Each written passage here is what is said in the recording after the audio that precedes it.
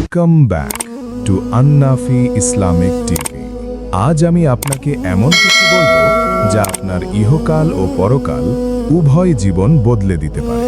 কল্পনা করুন সেই দিনের কথা যখন হাসরের ময়দানে প্রচণ্ড সূর্য মাথার উপরে থাকবে, মানুষ পিপাসায় কাতর হয়ে এদিক ওদিক ছুটবে। তখন কিছু মানুষের জন্য আল্লাহ তাআলা স্পেশাল মেহমানদারির ব্যবস্থা করবেন। আপনি কি জানেন সেই ভাগ্যবান মানুষ কারা? তারা হলো রোজাদার। আপনি কি কখনো নিজেকে হারিয়ে ফেলেছেন? দুনিয়ার মোহে পড়ে ভুলে গেছেন আপনার আসল গন্তব্য? হয়তো এই বার্তাটি আজ আপনার জন্যই। আজকের এই বিশেষ ভিডিওতে আমরা জানব রোজা কবে থেকে এবং কেন ফরজ হলো, এর উৎপত্তির রহস্য কি, রোজা রাখার প্রতিটি সূক্ষ্ম নিয়ম, দোয়া এবং এমন কিছু ভুল যা আপনার রোজাকে ভেঙে দিতে পারে। আমরা আরও জানব কাদের জন্য রোজা ফরজ নয় এবং যারা অবহেলা করে রোজা ভাঙে তাদের জন্য পরকালে কি ভয়াবহ শাস্তি অপেক্ষা করছে। ভিডিওটা শেষ পর্যন্ত শুনুন, হয়তো এই কথাগুলোই আজ আপনার ঘুমন্ত ঈমানকে জাগিয়ে তুলবে। আর যদি আপনি নিয়মিত এমন ঈমান জাগানিয়া ভিডিও পেতে চান তাহলে এখনই আন্নাফি ইসলামিক টিভি সাবস্ক্রাইব করুন, লাইক দিন, কমেন্ট করুন আল্লাহ আমাকে হিদায়াত দিন, আর শেয়ার করুন, কারণ আপনার একটি শেয়ার হতে পারে কারো তওবার উসিলা। মানুষের সৃষ্টি লগ্ন থেকেই ইবাদতের ভিন্ন ভিন্ন রূপ ছিল, কিন্তু আপনি কি জানেন রোজা কেবল উম্মতে মুহাম্মদের জন্যই নয়, বরং আদম আলাইহিসসালাম থেকে শুরু করে সকল নবীর উম্মতের উপর কোনো না কোনোভাবে ফরজ ছিল। তবে আমাদের উপর যেভাবে 1 মাস রোজা ফরজ করা হয়েছে তার সূচনা হয়েছিল মদিনায় হিজরতের পর। সিরাত ইবনে হিশামের বর্ণনা এবং ঐতিহাসিক তথ্যানুযায়ী 2য় হিজরি সনের শাবান মাসে মহান আল্লাহ তাআলা রোজার বিধান নাজিল করেন। কুরআন মাজিদের সূরা বাকারার 183 নম্বর আয়াতে আল্লাহ ঘোষণা করেছেন, হে মুমিনগণ, তোমাদের উপর রোজা ফরজ করা হয়েছে, যেমন ফরজ করা হয়েছিল তোমাদের পূর্ববর্তীদের উপর, যাতে তোমরা তাকওয়া অর্জন করতে পারো। এই আয়াতের মাধ্যমে কিয়ামত পর্যন্ত আসা সকল মুসলিমের উপর রমজানের সিয়াম পালন বাধ্যতামূলক করা হয়। রাসূলুল্লাহ সাল্লাল্লাহু আলাইহি ওয়াসাল্লাম মদিনায় যাওয়ার পর দেখলেন ইহুদিরা মুহররমের 10 তারিখে রোজা রাখছে। তিনি এর কারণ জিজ্ঞেস করলে তারা জানালো, এই দিনে আল্লাহ তাআলা মূসা আলাইহিসসালাম ও বনী ইসরাইলকে ফেরাউনের হাত থেকে রক্ষা করেছিলেন। তখন আল্লাহর রাসূল বললেন, মূসা আলাইহিসসালামের অনুসরণের ক্ষেত্রে আমরা তোমাদের চেয়ে বেশি হকদার। তিনি তখন আশুরার রোজা রাখলেন এবং সাহাবীদের রাখতে বললেন। পরবর্তীতে যখন রমজানের রোজা ফরজ হলো তখন আশুরার রোজা নফল হয়ে গেল। এই হলো ইসলামের রোজার ইতিহাসের সেই মহান সূচনা। রোজার প্রকৃত নিয়ম কেবল না খেয়ে থাকা নয়, রোজা শুরু হয় নিয়াতের মাধ্যমে। এখানে একটি বড় ভুল আমরা অনেকেই করি।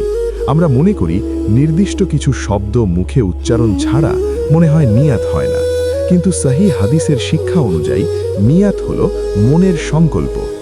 আপনি যখন সাহারি খাওয়ার জন্য রাত থাকতে ঘুম থেকে উঠলেন, এই যে আপনার মনের ইচ্ছা যে আপনি আল্লাহর জন্য রোজা রাখবেন, এটাই আপনার নিয়ত।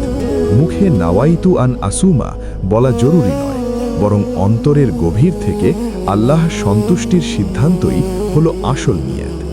সাহারি খাওয়ার রোজার একটি গুরুত্বপূর্ণ অংশ। নফস টানে অলসতার দিকে, মন বলে আর একটু ঘুমাই, কিন্তু ঈমান বলে ওঠো, সাহারি খাও, কারণ এতে বরকত আছে। সহিহ বুখারীর বর্ণনা অনুযায়ী নবী সাল্লাল্লাহু আলাইহি ওয়াসাল্লাম বলেছেন, তোমরা সাহারি খাও, কারণ সাহারিতে বরকত রয়েছে। সাহারি শেষ করতে হয় সুবহে সাদিকের ঠিক আগ মুহূর্তে।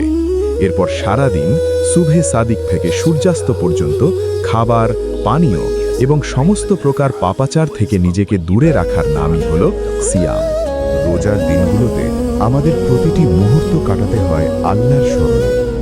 ইফতারের সময় যখন ঘনিয়ে আসে তখন আকাশের ফেরেশতারা রোজাদারদের জন্য দোয়া করতে থাকে। ইফতারের সময় হওয়া মাত্রই দেরি না করে ইফতার করা সুন্নাত।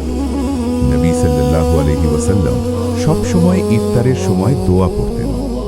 আপনি যখন পানির গ্লাসটি হাতে নেবেন তখন এই দোয়াটি পড়ুন, জাহাবা জামাউ ওয়াবতাল্লাতিল উরুকু ওয়াসাবাতাল আজরু ইনশাআল্লাহ। অর্থাৎ তৃষ্ণা মিটল, শিরা উপশিরা সিক্ত হল এবং আল্লাহর ইচ্ছায় পুরস্কার নির্ধারিত হল। একটু ভাবুন, সারাদিন তৃষ্ণার্ত থাকার পর সেই এক ঢোক পানি যখন আপনার গলার নিচে নামে, তখন আপনার অন্তরাত্মা আল্লাহর শুকরিয়ায় ভরে ওঠা উচিত। দুনিয়া ভুলায় মুহূর্তের সুখে, কিন্তু আখিরাত অপেক্ষা করে চূড়ান্ত প্রতিদান নিয়ে। এখন আসা যাক একটি অত্যন্ত গুরুত্বপূর্ণ বিষয়। কাদের জন্য রোজা রাখা ফরজ নয়? ইসলাম একটি সহজ ও ভারসাম্যপূর্ণ জীবন ব্যবস্থা। আল্লাহ তাআলা আমাদের কষ্ট দিতে চান না, বরং আমাদের শুদ্ধ করতে চান। পবিত্র কুরআনের শিক্ষা থেকে বোঝা যায়, নির্দিষ্ট কিছু অবস্থায় রোজা শিথিল করা হয়েছে। ১. অসুস্থ ব্যক্তি, যার রোজা রাখলে রোগ বেড়ে যাওয়ার বা প্রাণহানির আশঙ্কা আছে। ২. মুসাফির বা সফরকারী ব্যক্তি। ৩. অতি বৃদ্ধ মানুষ, যার রোজা রাখার মতো ন্যূনতম শারীরিক শক্তি নেই। ৪. গর্ভবতী নারী এবং সেই মা যিনি সন্তানকে দুধ পান করাচ্ছেন, যদি রোজা রাখলে মা বা সন্তানের বড় কোনো ক্ষতির ভয় থাকে। ৫. নারীদের বিশেষ দিনগুলোতে রোজা রাখা নিষেধ। তবে মনে রাখতে হবে, এই ছাড়গুলো সাময়িক। সুস্থ হওয়ার পর বা সফর শেষ হলে সেই রোজাগুলো অবশ্যই একটি একটি করে কাজা করতে হবে। আর যারা একেবারেই অক্ষম, যেমন অতিবৃদ্ধ বা মরণ ব্যাধিতে আক্রান্ত, তারা ফিদয়া দেবেন, অর্থাৎ প্রতিটি রোজার বদলে একজন মিসকিনকে দুবেলা পেট ভরে খাওয়াবেন। কিন্তু সাবধান, যারা সুস্থ, সবল এবং যুবক হওয়া সত্ত্বেও কোনো কারণ ছাড়াই রোজা ছেড়ে দেয়, তাদের জন্য আল্লাহ এবং তার রাসূল সাল্লাল্লাহু আলাইহি ওয়াসাল্লাম অত্যন্ত কঠোর হুঁশিয়ারি দিয়েছেন। নবী এক দীর্ঘ হাদিসে তার একটি স্বপ্নের কথা বর্ণনা করেন। তিনি দেখলেন কিছু মানুষকে পায়ের সাথে উল্টো করে ঝুলিয়ে রাখা হয়েছে, তাদের চোয়াল চিড়ে ফেলা হয়েছে এবং সেখান থেকে দর দর করে রক্ত ঝরছে। তারা যন্ত্রণায় চিৎকার করছে। নবী জিজ্ঞেস করলেন, এরা কারা? জিবরাইল আলাইহিস সালাম বললেন, এরা হলো সেই সব হতভাগা যারা রোজা পূর্ণ হওয়ার আগেই ইফতার করে ফেলত অথবা বিনা কারণে রোজা রাখত না। যে ব্যক্তি একটি রোজা ইচ্ছাকৃতভাবে ভেঙে ফেলে, সে যদি সারা জীবনও নফল রোজা রাখে, তবুও সেই একটি ফরজ রোজার হক আদায় হবে না। আর এর কাফফারা হিসেবে তাকে টানা 60টি রোজা রাখতে হবে। যদি একটিও মাঝখানে বাদ পড়ে, তবে আবার শুরু থেকে 60টি গুনতে হবে। যদি সেই সামর্থ্য না থাকে, তবে 60 জন মিসকিনকে খাওয়াতে হবে। একটু ভাবুন, একটি গুনাহ আপনার জান্নাত কেড়ে নিতে পারে। যে কাজটাকে আপনি তুচ্ছ ভাবছেন, সেটাই আপনার ধ্বংসের কারণ হতে পারে। রোজাদারদের জন্য সবচেয়ে বড় পরীক্ষা হলো নকশের সাথে লড়াই। রোজা কেবল পেটের নয়, রোজা হতে হবে চোখের, কানের এবং জিহ্বার। রোজা অবস্থায় মিথ্যা কথা বলা, গীবত করা বা পরনিন্দা করা আপনার রোজার সওয়াবকে ধুলোয় মিশিয়ে দিতে পারে। নবী সাল্লাল্লাহু আলাইহি ওয়াসাল্লাম বলেছেন, যে ব্যক্তি মিথ্যা কথা ও মন্দ কাজ ত্যাগ করল না, তার না খেয়ে থাকায় আল্লাহর কোনো প্রয়োজন নেই। রোজা ভঙ্গের প্রধান কারণগুলি হল ইচ্ছাকৃতভাবে পানাহার করা, ধূমপান করা, স্ত্রী সহবাস করা কিংবা ইচ্ছাকৃতভাবে মুখ ভরে বমি করা। তবে মনে রাখবেন, যদি কেউ ভুল করে কিছু খেয়ে ফেলে এবং খাওয়ার পর মনে হয় যে তিনি রোজা ছিলেন, তবে তার রোজা ভাঙবে না। সহিহ হাদিসের ইঙ্গিত পাওয়া যায় যে এটা আল্লাহর পক্ষ থেকে বান্দার জন্য এক বিশেষ মেহমানদারি, কিন্তু মনে পড়ার সাথে সাথেই খাওয়া বন্ধ করতে হবে। রোজার ফজিলত বা পুরস্কার সম্পর্কে জানলে আপনার অন্তর কেঁপে উঠবে। এটি এমন এক ইবাদত যা সরাসরি আল্লাহর সাথে সম্পর্কিত। হাদিসে কুদসিতে আল্লাহ বলেন, আদম সন্তানের প্রতিটি নেক আমলের সওয়াব 10 থেকে 700 গুণ পর্যন্ত বৃদ্ধি করা হয়, কিন্তু রোজা এর ব্যতিক্রম।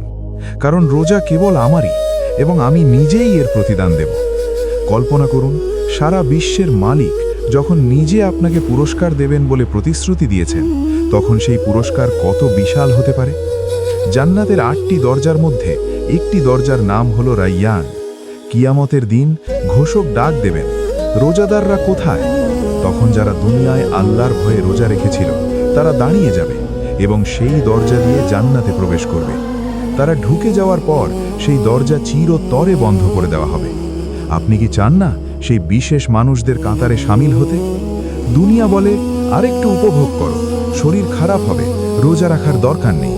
কিন্তু আখিরাত ডাকে, ফিরে আসো, এই সুযোগ হয়তো আর আসবে না। সময় খুব কম। হয়তো এই রমজানই আপনার জীবনের শেষ রমজান।